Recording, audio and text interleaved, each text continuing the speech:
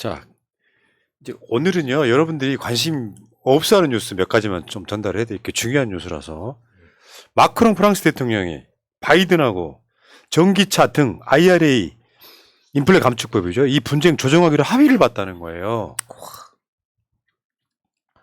네. 그러니까 지금 이 문제가 바이든이 국내 산업을 육성하기 위해서 다른 나라 그 제품들을 사실상 차별하는 가운데 자기 나라에서 생산되지 않는 것은 이제 보조금 이런 것들을 안 주는 게 맥락이잖아요. 그러니까 한국만 그런 게 아니라 EU 쪽에서도 난리가 났어요. 이게 말이 되냐?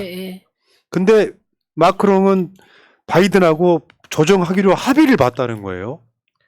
저는 저거 보고 중간 선거가 끝났구나 일단. 네, 그래서 바이든이 예상 외로 선전했잖아요.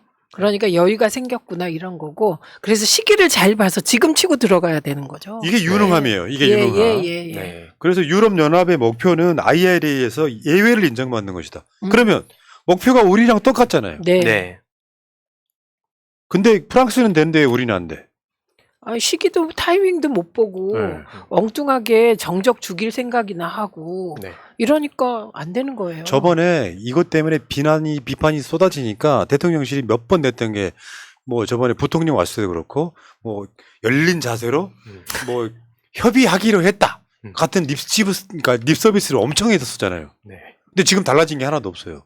실제로 마크롱 같은 경우는 바이든하고 합의를 하기로 했다는 거예요. 네, 분쟁을 조정하기로 예외를 인정받기로 조정하기로. 진짜 제가 이거 보고 마크롱은 유능하구나. 우리는 뭐 하나. 그러니까 요거 이렇게 보시면 되죠. 실제로 계산을 해봤더니 미국산 전기차에 대해서 보조금이 약 1,000만 원 나옵니다. 네. 근데 한국에서 만약에 전기차를 만들어서 수출을 하면 전혀 보조를 못 받으니 미국에 있는 사람들이 어떤 차를 사겠어요? 보조금 당연히. 나오는 차를 사지. 이 보조금이 1,000만 원 나온다는 건 1,000만 원을 싸게 산다는 거죠. 그러면 우리는 어떤 선택을 해야 되냐면 1,000만 원을 싸게 팔아야 되는 거예요.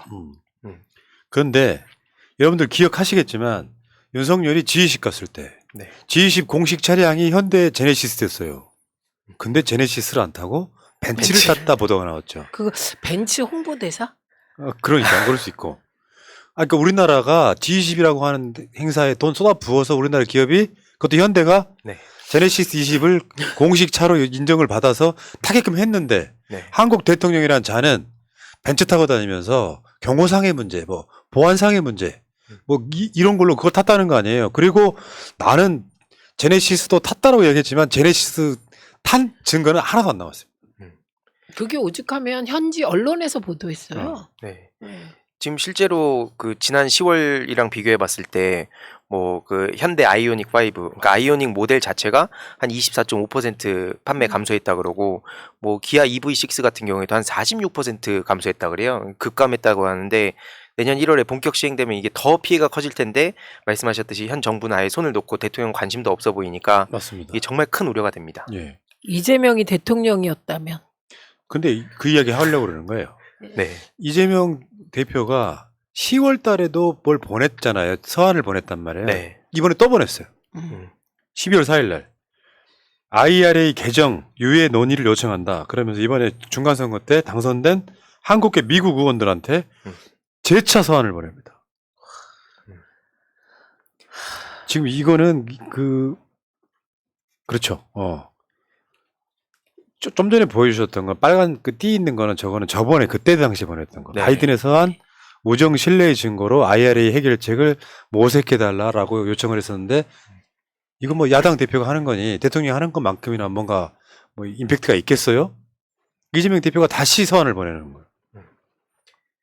저번에 서한 보냈을 때 그 아까 빨간 밑줄 쳐 있는 내용을 보면 여기에 한국은 미국의 미래 첨단 산업 육성과 일자리 창출에 없어서는 안 될 중요한 파트너다라는 내용이 담겨 있거든요. 근데 지금 되게 중요한 건 미중 그 기술 패권 경쟁이 되게 심화됐는데 여기서 중요한 게 인공지능, 뭐 그다음에 자율주행, 뭐 그다음에 슈퍼컴퓨팅 이런 거의 핵심 기술이 지금 반도체 들어가는 건데 그 기술 경쟁력에 대해서 윤석열 정부는 지금 아예 관심도 없어 보이고 계속 뭐 최근에도 보면은 글로벌 AI 경쟁력 세계 3위로 만들겠다 하더니 예산 삭감했거든요. 이게 문재인 정부 때부터 이어져 오던 디지털 뉴딜 이거 그냥 통수 치고 다니는 건데 정말 걱정입니다. 이거 길게 내다봤을 때 단순히 윤석열 대통령을 비판하려고 하는 게 아니라 길게 내다봤을 때 우리 먹거리라든지 경쟁에서 이거 어떻게 하냐 오죽하면 한 언론에서는 지금 K 반도체 아예 손 놓고 있다. 뭐 컨트롤 타워도 없고 전략도 없다. 이런 비판까지 나오고 있습니다. 예. 지금 영김, 미셸 스틸, 메릴린 스트링랜드, 앤디 김. 이제 한국계 미국 하원 의원들한테 요거 다시 한번 살펴봐 달라라고 보내고 이게 지금 IRA 같은 경우는 다 아시지만 한국산 전기차에 대한 세제 지원 차별 조항 네. 이것 때문에 네. 지금 거기에 그 현대차 공장이 세워지는 데만 보통 최소 못해서 한 2, 3년 걸리는 그 사이 현대차는 미국에서는 전혀 이제 팔리지 않는 상태가 돼버리는 어떻게 보면 약간 제한급이거든요. 네. 요거를 윤석열이 그 취임하자마자 전 세계 그 대통령이신 바이든 대통령이 오셨으므로 정유선과 한 방에 넣어주면서 잘해봐 라고 해서 생긴 이 현상이잖아요. 정유선은 마지못해서가 아니라 미국의 현대자동차 공장을 지켰어 해가지고 이제 난리가 났었는데 그거 알면서도 지금 윤석열 정권이 IRA 법을 통과시킨다는 걸 알면서도 정보가 들어왔는데도 불구하고 손 놓고 있다가 통과돼 버리니까 결국은 아무것도 못하게 된 상태. 예. 그런 상태이고요. 그리고 현대차는 사실은 뒤통수 세게 맞은 거죠. 그래서 현대차에서 그 노력하려는 방향은 현대차가 공장을 짓기까지 걸리는 그 시간만이라도 유예해 달라는 거였어요. 네. 그런데 그것도 사실 정부가 유능해야 그걸 관철하는 거거든요. 관철 못 시켰죠. 그리고 지금 이재명 대표가 이 서한 다시 보낸 이 시기가 기가 막힌 타이밍인 거예요. 이때 윤석열 정부가 총력으로 이런 일을 해야 되는 거예요. 그러니까요. 이재명이 대통령입니까? 그리고 거기다가 이제 이것만 서한에 쓴 게 아니고 남북관계 윤석열 정부 출범 이후 남북 대화는 논의조차 못하고 있는 상태. 이 상태에서 미국에 있는 한국계 하원 의원들이 좀 신경 써달라. 이거 윤석열이 하고 있겠어요? 지금 윤석열은 관저에서 지금 대통령 놀이하는 게 재밌는데? 아니 그리고 지금 이제 당대표 국민의힘 당대표 지금 교통정리 하시느라고 바빠서 네. 지금 10월 달에도 조 바이든 펠로시한테 IRA 재고 요청 서한은 보냈고요. 한 번은 보낼 수 있는데 재차 보내는 거 한번 생각해보세요. 진짜 진심인 거예요. 네. 이재명은 진심인 거죠. 네. 제가 봤을 때 이재명이 대통령 역할을 이렇게 하면 좋을 것 같아요. 자리는 바꾸지 말고 역할을 바꿔서 이재명 대표가 대통령 역할을 하고 못하겠으면 내려와야지. 그리고 윤석열 대통령은 그냥 국민의힘 당대표 선거 교통정리 하시고. 네, 그러니까.